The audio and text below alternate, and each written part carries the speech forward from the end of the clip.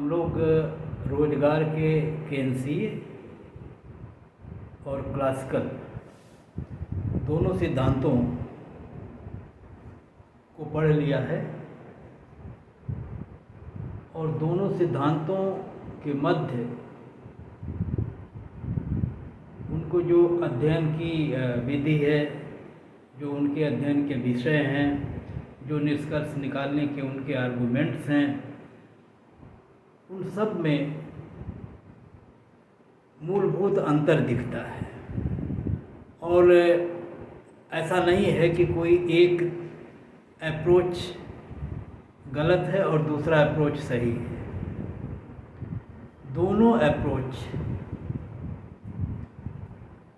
सही हैं, निर्भर इस पर है कि किन परिस्थितियों में कौन सा दृष्टिकोण ज़्यादा बेहतर होगा। तो हम जब समीक्षा कर रहे हैं दोनों की, तो हमें यह ध्यान रखना चाहिए कि हमारे भीतर ऐसी कोई भावना नहीं होनी चाहिए जो हम किसी एक के प्रति पक्षपात की दृष्टि से देखें। अब तक हम लोग दोनों सिद्धांतों के निष्कर्षों को, उनके विश्लेषण की विधियों को और उन परिस्थितियों को जिसमें ये सिद्धांत दिए गए, उनको अच्छी तरह से जान चुके हैं। तो हम कुछ शीर्षकों के अंतर्गत दोनों को बीच जो मूलभूत अंतर है उस पर आपका ध्यान आकृष्ट करने का प्रयास करेंगे। और ऐसा करने से इस सिद्धांत की जो बारीकियां हैं, जो तमाम चीज़ें छूटी हैं, वो भी हमारे समझ में आ जाएंगी और सिद्धांत को और दोनों सिद्धांत को हम बेहतर ढंग से समझ भी सकेंगे और दोनों के मूलभूत अंतर को भी जान सकेंगे। तो इस दृष्टि से ये जो तुलना है वो बहुत उपयोगी है। हम आते हैं पहले जो हमारा मूल निष्कर्ष है सिद्धांत का। जैसा कि हम देख चुके हैं कि क्लासिकल अर्थशास्त्री जो हैं वो अपने सिद्धांत के माध्यम से ये व्यक्त करते हैं कि अर्थव्यवस्था में सामान्यतया पूर्ण रोजगार की स्थिति होती है। बेरोजगारी की स्थितियां कभी कभार उत्पन्न हो सकती हैं और साथ ही साथ उन्होंने ये भी कहा कि इसके लिए चिंतित होने की आवश्यकता नहीं है। इकनॉमी जो है, अर्थव्यवस्था जो है, वो सेल्फ रेगुलेटिंग है, अर्थात वो स्वतः सिस्टम में इस तरह की स्थितियां या इस तरह की क्रियाएं या इस तरह की शक्तियां उत्पन्न कर देती है जो इस तरह के असामान्य स्थितियां जो बेरोजगारी जैसी उपस्थित होती हैं वो अपने आप समाप्त हो जाती हैं और पूर्ण रोजगार की स्थितियां पुनः प्राप्त हो जाती हैं। तो इस तरह से पूर्ण रोजगार को उन्होंने एक आप कह सकते हैं कि सामान्य घटना है वो, और बेरोजगारी कभी कभार आने वाली है, ये क्लासिकल अर्थशास्त्रियों का मत था। इसके विपरीत जो केन्स का रोजगार सिद्धांत है, क्योंकि वो विश्व की महान मंदी जो 1929 से 33 वाली रही है, उसके पृष्ठभूमि में आया है और उन्होंने ये देखा कि ये मंदी तो क्लासिकल अर्थशास्त्रियों के हिसाब से बहुत थोड़े दिन टिकनी थी और चली जानी थी, और ये गई नहीं और ये 5-6 वर्षों तक पूरे विश्व में व्याप्त रही। तो इसका मतलब है कि उस सिद्धांत में कहीं कोई गड़बड़ी है, कोई मूलभूत जो ऐसी स्थितियां हैं जो जिनका अध्ययन क्लासिकल अर्थशास्त्रियों ने किया नहीं या उन्हें कहीं से पता नहीं चल पाया। तो उस दृष्टि से जब उन्होंने अध्ययन किया तो उन्होंने ये देखा कि जो बेरोजगारी है ये अल्पकालिक नहीं है, ये बेरोजगारी तो लंबे समय तक टिकने वाली है और स्वतः जाने वाली नहीं है। और इस रूप में उन्होंने कहा कि वास्तव में पूर्ण रोजगार की स्थितियां जो है वो एबनॉर्मल है, वो कभी कभार आ सकती हैं। सामान्य तौर पर पूर्ण रोजगार के पूर्व की स्थितियां होती है, बिलो फुल एम्प्लॉयमेंट इक्विलिब्रियम की स्थिति होती है जिसमें अर्थव्यवस्थाएं काम करती हैं, और सामान्य तौर पर बेरोजगारी की स्थिति रहती है। एक बात हम ध्यान आपको दिला दें कि जब हम लोग पूर्ण रोजगार कहते हैं तो इसका ये अर्थ कतई नहीं होता कि अर्थव्यवस्था के सारे संसाधन पूर्णतः रोजगार में हैं। इसका अर्थ होता है कि हम पूर्ण रोजगार के आसपास हैं, लगभग हैं, और 2-4% बेरोजगारी की स्थितियाँ अर्थव्यवस्था में हो सकती हैं। और दोनों अध्ययन क्योंकि पूंजीवादी विकसित अर्थव्यवस्थाओं के संदर्भ में किए गए हैं और तो निष्कर्ष मूलतः उन्हीं के संदर्भ में है। और हम जानते हैं कि विश्व में अनेक तरह की अर्थव्यवस्थाएं हैं, विविध रूपों में, अलग अलग है दूसरे से, हर तरह से, सांस्कृतिक रूप से, सामाजिक रूप से, आर्थिक रूप से, राजनीतिक रूप से, भौगोलिक रूप से, तो इतनी विभिन्नताएं हैं। इसलिए सारे देशों में कोई एक जैसी कोई सिद्धांत लागू होना मुश्किल है। तो लेकिन फिर भी दोनों की पृष्ठभूमि है, एक ही है, और दोनों सिद्धांत उन्हीं पश्चिमी देशों की ही देन है, और मुख्य तौर पर इंग्लैंड या और पश्चिमी यूरोप के देश, ये सिद्धांत। तो इस दृष्टि से दोनों में मूलभूत अंतर ये हुआ कि क्लासिकल अर्थशास्त्र कहता है कि पूर्ण रोजगार सामान्यतः रहता है, बेरोजगारी कभी कभार आती है। दूसरे ओर केन्स कहते हैं उसके जस्ट विपरीत कि पूर्ण रोजगार की स्थितियाँ तो असामान्य हैं, सामान्यतः बेरोजगारी ही होती है और अर्थव्यवस्था में बेरोजगारी बरकरार रहती है, और इस बेरोजगारी के अंतर्गत ही अर्थव्यवस्थाएं काम करती हैं। अब जो दूसरा पॉइंट पर हम आ रहे हैं वो है अर्थशास्त्र में या दो पक्ष होते हैं, एक मांग पक्ष होता है, एक पूर्ति पक्ष होता है। अर्थशास्त्री अगर दोनों पक्षों पर एक जैसा बल दें तो कहा जाएगा कि दोनों संतुलन की स्थिति है और दोनों पक्षों को बराबर महत्व दिया गया है। लेकिन क्लासिकल अर्थशास्त्र में या क्लासिकल रोजगार के सिद्धांत में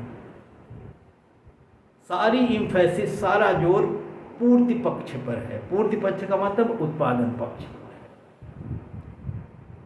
और अगर आप जो उसका मूल आधार है रोजगार, क्लासिकल रोजगार सिद्धांत का, से का बाजार नियम, और से के बाजार नियम में वो कहते हैं कि supply creates its own demand, और वहीं ये भी कहते हैं कि पहले उत्पादन होता है, फिर उत्पादन जब होता है तो उत्पादन के साथ ही साथ एक और उत्पादन सृजित होता है, दूसरे और उत्पादन के साधनों को उसी उत्पादन के मूल्य के बराबर आय प्राप्त होती है।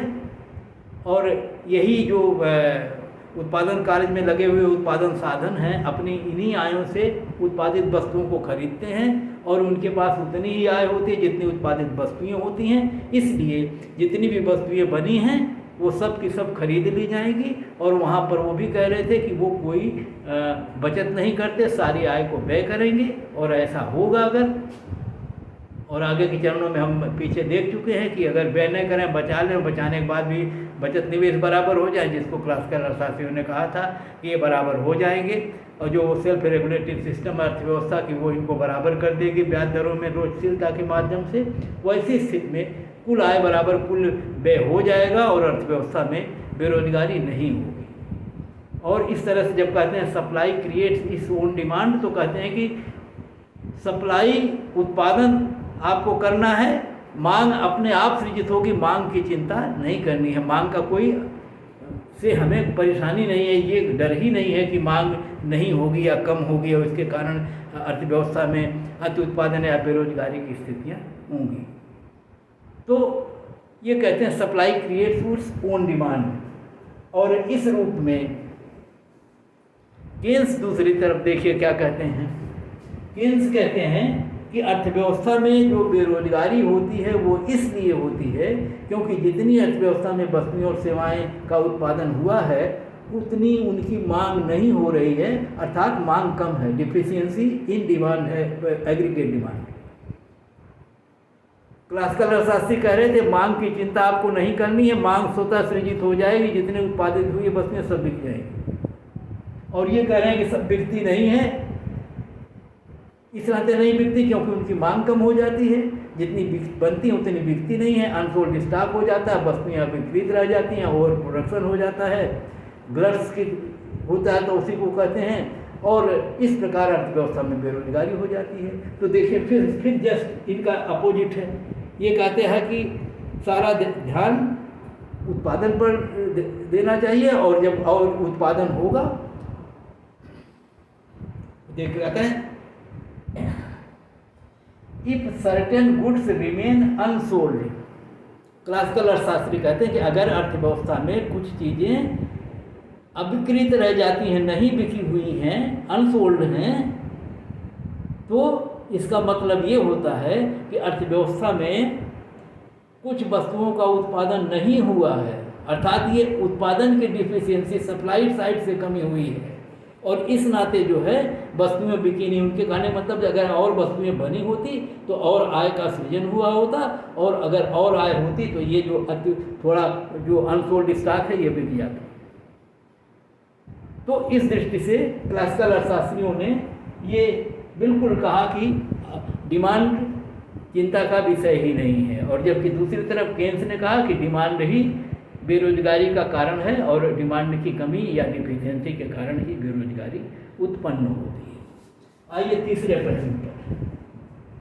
क्लासिकल व्यू जो है वो दीर्घकालिक विश्लेषण करता है, लॉन्ग टर्म अप्रोच है, और कहता है कि अगर किन्हीं कारणों से बेरोजगारी उत्पन्न होती है तो अर्थव्यवस्था में शक्तियाँ ऐसी क्रियाशील होंगी जो इसको ख़त्म कर देगी, और अंततः धीरे धीरे अर्थव्यवस्था पूर्ण रोजगार को प्राप्त कर लेगी। इसका मतलब कि इनका दृष्टिकोण दीर्घकालिक है, और दीर्घकाल की दृष्टि से ये अध्ययन कर रहे हैं, और छोटी मोटी अल्पकालिक समयों में आने वाली समस्याओं के तरफ वो चिंतित नहीं है। और दूसरी तरफ केन्स का जो विश्लेषण है, इसका विश्लेषण जो है वो शॉर्ट रन अप्रोच है, इनका अल्पकालिक विश्लेषण है। और कई बार आपको ध्यान होगा केन्स ने अपने पुस्तक में लिखा है कि दीर्घकाल में तो हम सब मर जाएंगे, मर जाते हैं, तो दीर्घकाल की क्यों चिंता करते हो, चिंता करो इस समय की जिसमें जी रहे हो। इसका मतलब है कि इस समय जो समस्याएं हैं अल्पकालिक, उनकी हमें चिंता करनी है और उस पर हमें ध्यान देना है। तो केन्स ने इसीलिए वो जो मंदी की स्थिति थी उस समय तक 1930 में जो तीसा की मंदी कही जाती है, उस मंदी के समय जो परिस्थितियां अर्थव्यवस्था में आई हैं उसे आप नहीं इग्नोर करो, वो वर्तमान आपका है, और उसको हल करने के लिए उन्होंने प्रयास किए। तो इस प्रकार से उनका विश्लेषण अल्पकालिक है, इनका विश्लेषण दीर्घकालिक है। एकदम देख, तीनों पॉइंट पर जो अब तक हम पढ़े, तीनों में बिल्कुल एक की तुलना में दूसरा जो है उसका अप्रोच बिल्कुल एकदम अलग है। तो लॉन्ग टर्म अप्रोच में और शॉर्ट टर्म अप्रोच में ये स्थिति है। शॉर्ट टर्म अप्रोच में पूर्ति पक्ष पर बिल्कुल ध्यान नहीं दिया जाता। क्यों? केन्स कहते हैं कि अल्पकाल में तो हम उत्पादन को परिवर्तित ही नहीं कर सकते, क्योंकि टेक्नोलॉजी को बदल नहीं सकते, श्रमिकों की क्षमता को बदल नहीं सकते अल्पकाल में, इफिशियंसी को, कार्य करने की क्षमता को, दक्षता को उनके, और वो कहते हैं पॉपुलेशन में नहीं परिवर्तन हो सकता, टेक्नोलॉजी में परिवर्तन नहीं हो सकता। तो इस तरह से अल्पकाल में तो कुछ परिवर्तन संभव नहीं है, इतना समय कम होता है, इस नाते पूर्ति पक्ष पे कोई परिवर्तन संभव नहीं है। और उसने बिल्कुल उसको दिया हुआ मान लिया कि पूर्ति जैसी है, हमको केवल मांग पक्ष को बढ़ाना है, क्योंकि मांग पक्ष के माध्यम से ही ये दिक्कतें आई हैं। तो इस तरह से केन्सी अर्थशास्त्र में सप्लाई साइड का कोई रोल है ही नहीं, और दूसरी तरफ केन्सी अर्थशास्त्र में डिमांड साइड का कोई रोल नहीं है। उन्होंने कहा कि supply creates its own demand, demand की हमको चिंता नहीं करनी है, हमको चिंता करनी है सप्लाई या उत्पादन की। और देखिए बता भी दिया कि अगर कहीं कोई दिक्कत है, बेरोजगारी आई है, तो उत्पादन में कमी के नाते आई है, मांग में कमी के नाते नहीं आई है। तो ये पूर्ति पक्ष पर बल देते हैं, वो मांग पक्ष पर बल देते हैं। ये बेरोजगारी का कारण पूर्ति पक्ष की कमजोरी बताते हैं, वो बेरोजगारी का कारण मांग पक्ष की कमी बताते हैं। आइए चौथे पॉइंट पर, अर्थव्यवस्था फ्री मार्केट इकोनॉमी, ऐसी अर्थव्यवस्था जिसमें उत्पादन के सारे साधनों को सभी व्यक्तियों को, चाहे वो क्रेता और विक्रेता, बिल्कुल स्वतंत्र छोड़ दिया जाए, वो निर्णय अपने आप अपने बारे में लेगा, क्या खाना है, क्या बनाना है, क्या उत्पादन करना है, कैसे रहना है, सब कितनी बचत करना, कितना, पूरा वो स्वतंत्र है, उसके ऊपर किसी तरह का कोई नियंत्रण नहीं है।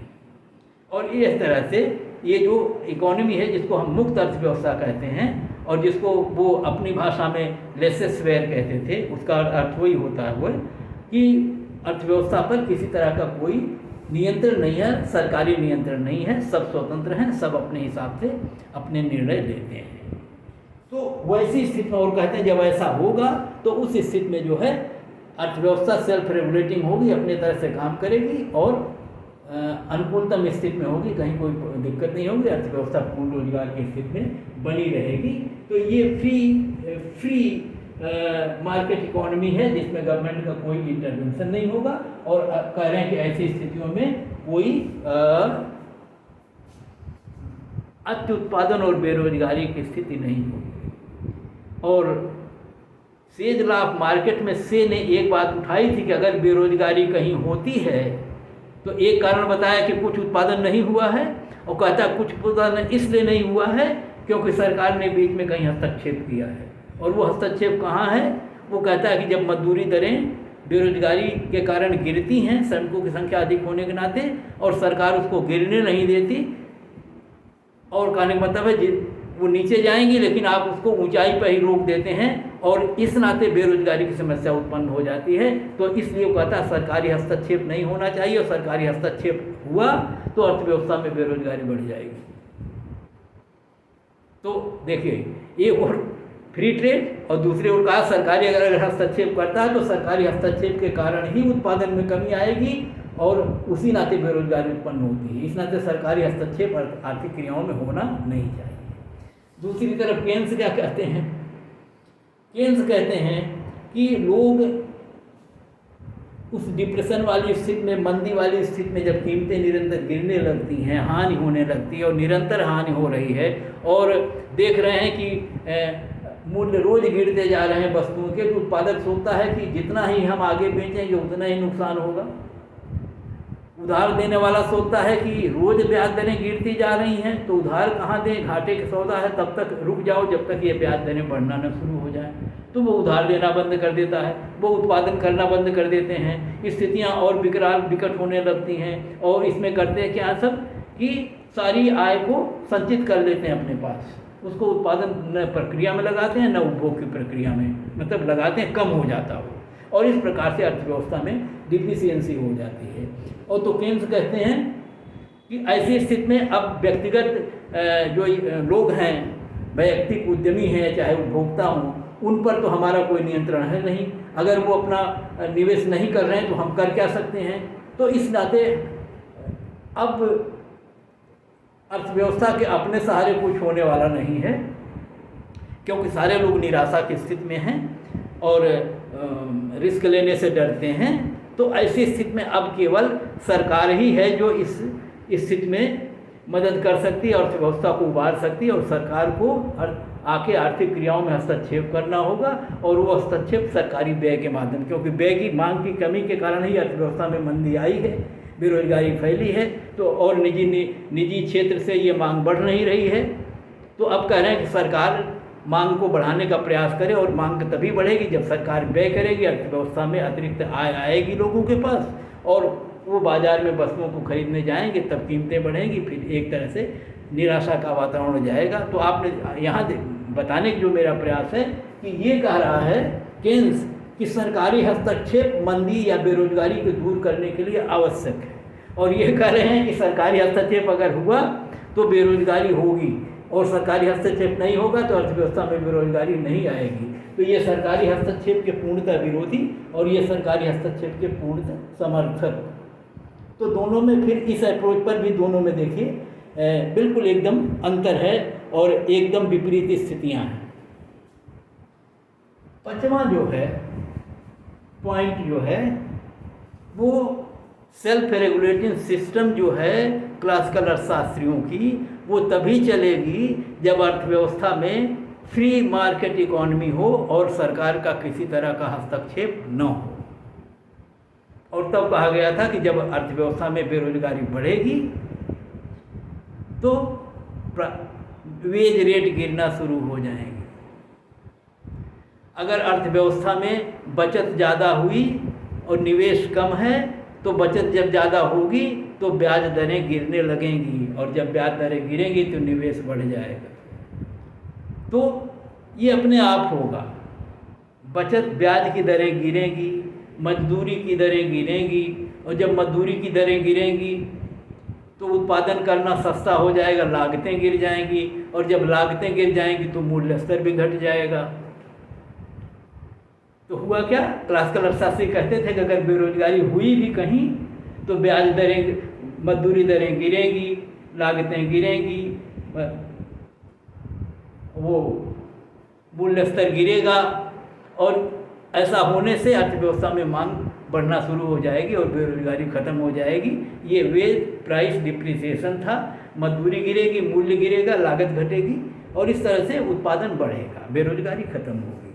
तो ये कह रहे थे कि फ्लेक्सिबल हैं, ये पूर्णतः लोचशील हैं।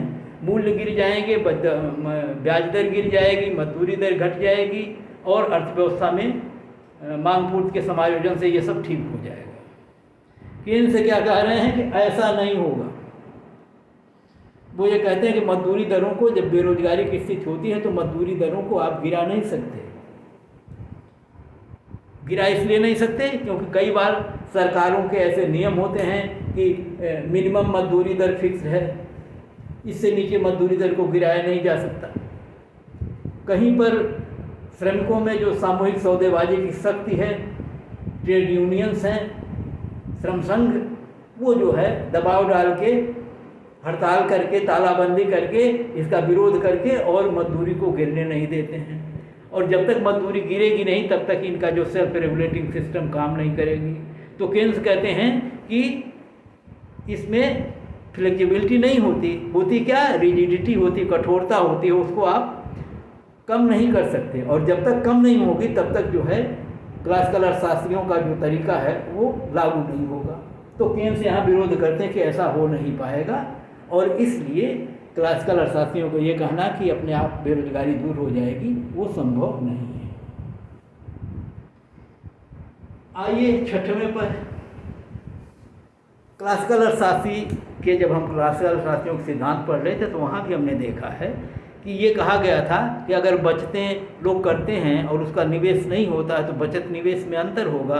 निवेश कम हुआ है, बचतें ज़्यादा हैं, इसका मतलब है कि जितना उत्पादन होना चाहिए, बिकना चाहिए, जितना उत्पादन होना चाहिए उतना उत्पादन हो नहीं पाएगा क्योंकि लोगों ने पैसों को बचा रखा है।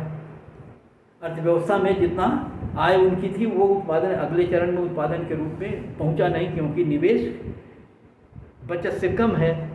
इस नाते बेरोजगारी उत्पन्न होगी।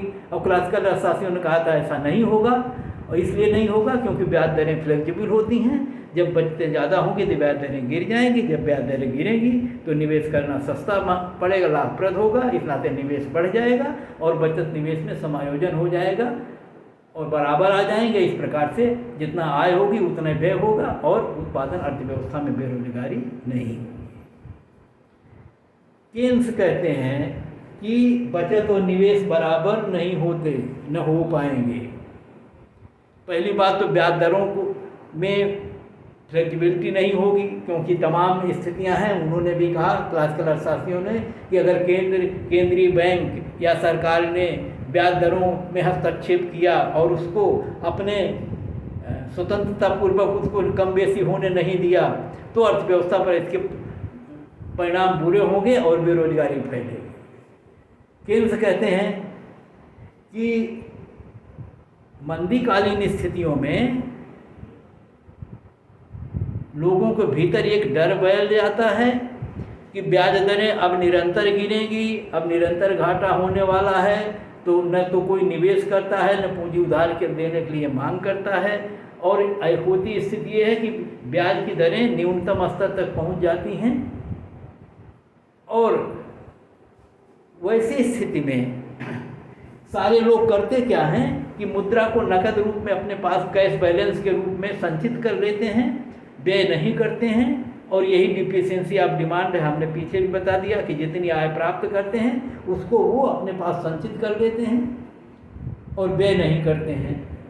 और ऐसी स्थिति में जो है मांग की कमी हो जाती है और तो बचत और निवेश बराबर नहीं होता।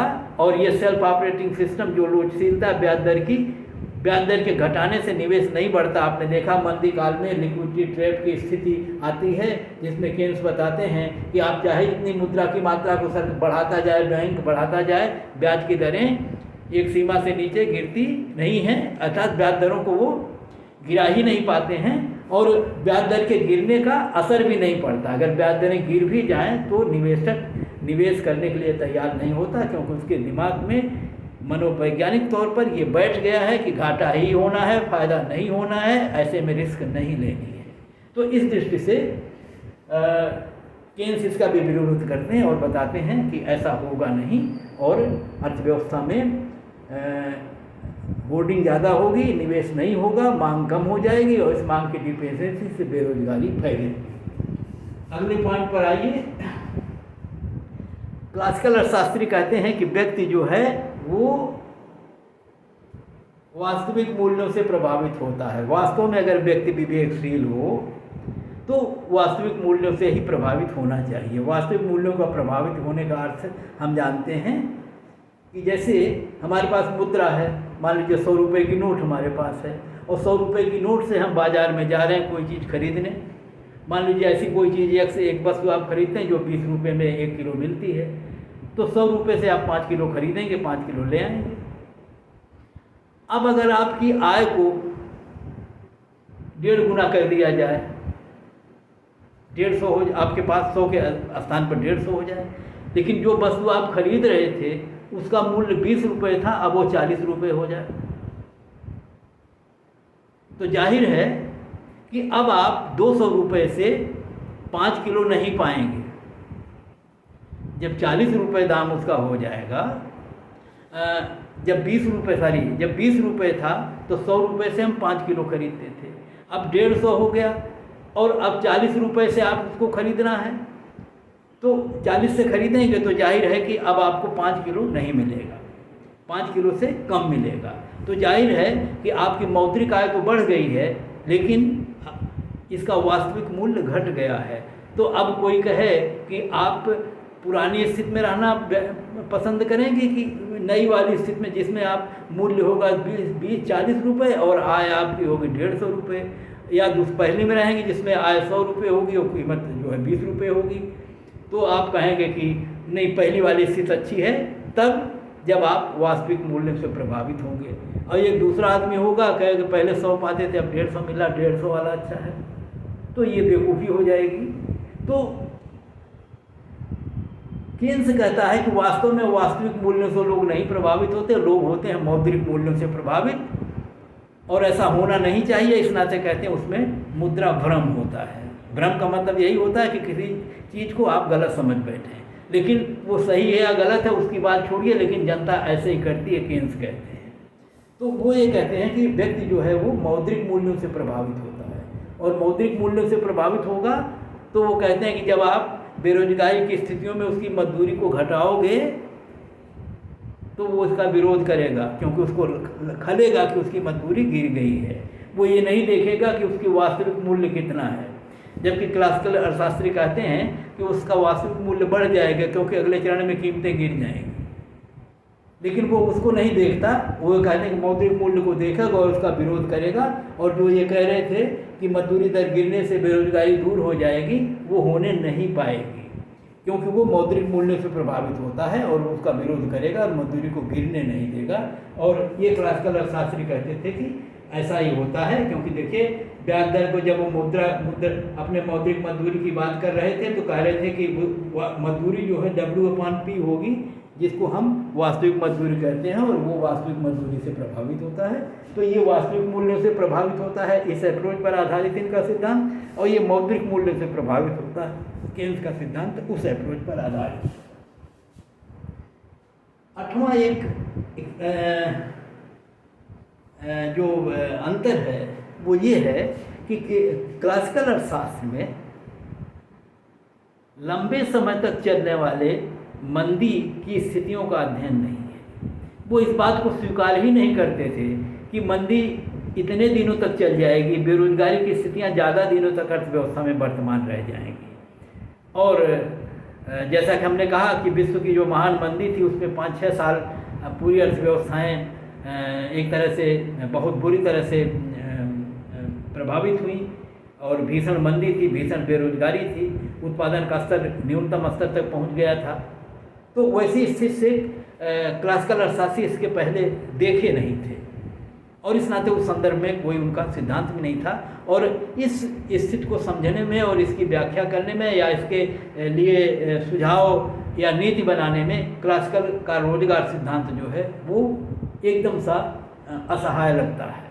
तो कह रहे हैं कि क्लासिकल सिद्धांत में इसके संदर्भ में चर्चा नहीं है। जैसे यहाँ मैं उल्लेख कर दूँ अगर आपको कि अगर हमको लोग माने कि क्लासिकल अर्थशास्त्र जो है 1776 से ही अगर हम माने जब से कि एडम स्मिथ की पुस्तक आई थी, तो कम से कम 1936 में केन्स की पुस्तक आई है। तो 1776 लेके 1936 तक करीब 150 लगभग 150 वर्षों में कभी इस तरह की स्थितियाँ क्लासिकल अर्थशास्त्रियों ने देखी नहीं और न तो उधर अध्ययन किया।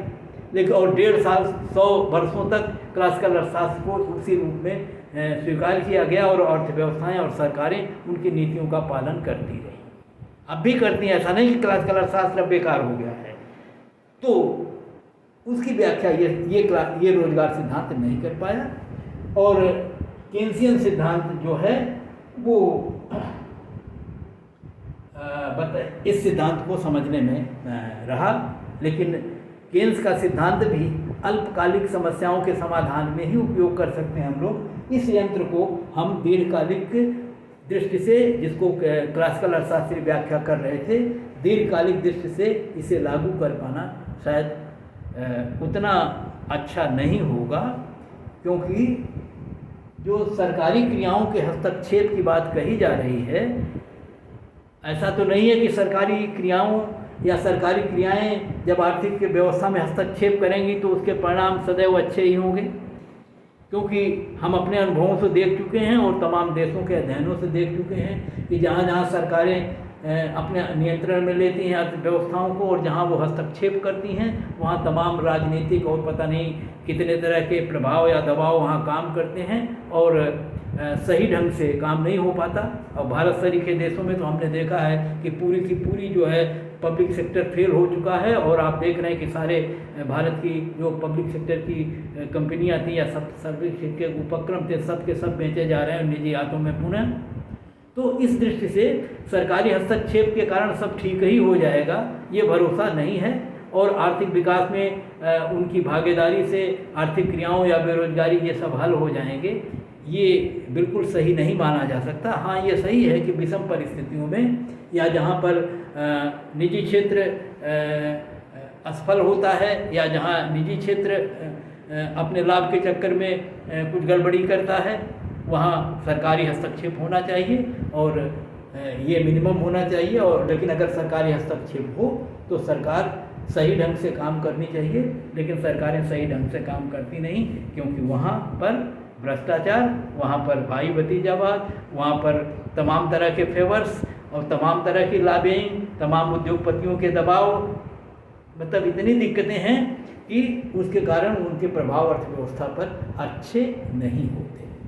और एक और प्रभाव की चर्चा हम इधर देखें, 9वां में money as a medium of exchange. मुद्रा जो कार्य करती है, दो उसके बड़े महान काम हैं। एक मूल्य विनिमय का वो माध्यम है जिसके माध्यम से हम क्रय विक्रय करते हैं। हमारे पास अगर आय है तो हम इसको खर्च करते हैं बाजार में, उसके बदले में वस्तुएं और सेवाएं प्राप्त करते हैं और अपनी मुद्रा को इसी रूप में प्रयोग करते हैं। तो क्लासिकल अर्थशास्त्रियों का मुख्य जोर था मीडियम ऑफ एक्सचेंज पर, क्योंकि वो इसी रूप में इसका उपयोग करते थे।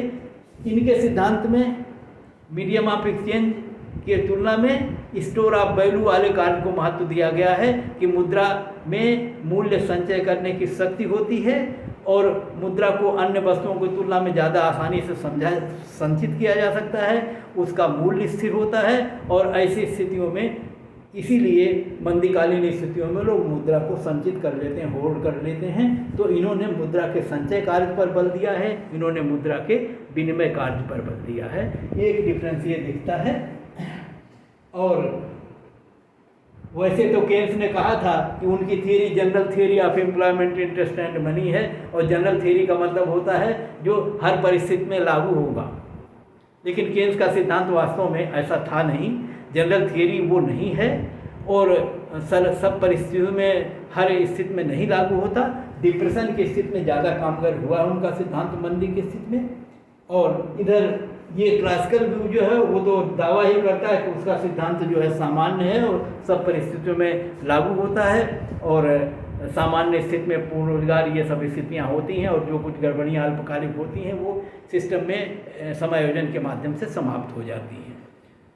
तो इस प्रकार एक विश्लेषण के माध्यम से जितने बिंदु रोजगार सिद्धांत में उभर सकते थे और दोनों के बीच जो अंतर था उनको हमने आपके समक्ष लाने का प्रयास किया है, और निश्चित तौर पर आप महसूस भी करेंगे कि हो सकता है कि अगर आप ऐसा विश्लेषण न करते तो तमाम ऐसे बिंदु जो रोजगार सिद्धांत में हैं आप उनको इग्नोर कर जाते हैं, पढ़ते नहीं हैं, और ऐसा करने से हो सकता है और बेहतर ढंग से आप पढ़ने का प्रयास करें और समझ जाएं। तो इस तुलनात्मक अध्ययन के माध्यम से हमने दोनों सिद्धांतों को आपके समक्ष रखा। लेकिन ये सदैव ध्यान रखिएगा कि ऐसा नहीं है कि केन्स का सिद्धांत उससे अच्छा है या उनका सिद्धांत केन्स से अच्छा है। दोनों सिद्धांत अब भी अपनी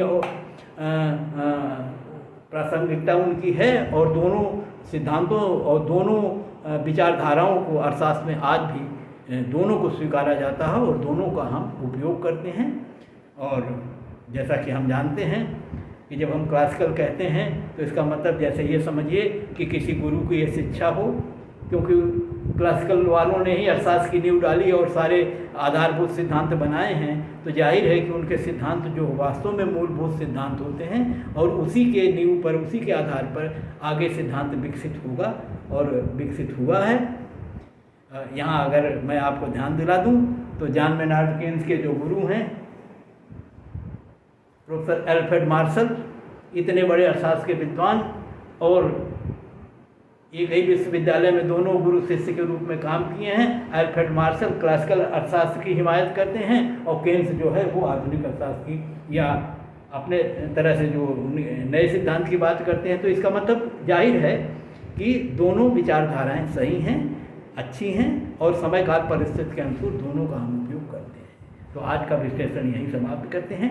अभी केन्सी अर्थशास्त्र पर अलग अलग विषयों पर हम फिर आपसे डिटेल में चर्चा करेंगे।